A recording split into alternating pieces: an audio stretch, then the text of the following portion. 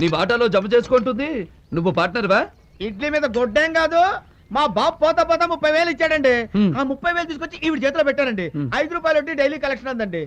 బానే ఉంది కదా, బాగుపడదాం అనుకున్నానండి. 2 రోజులు బాగానే ఇచ్చిందండి. 3వ రోజు, ఏమండి కోట్లింగం గారు, మీరు వెళ్ళి క్యాష్ బాక్స్ దగ్గర కూర్చుంటారా అందండి. అంటే మన లెవెల్ పెరిగిపోయిందేమో అని వెళ్ళి కూర్చున్నానండి.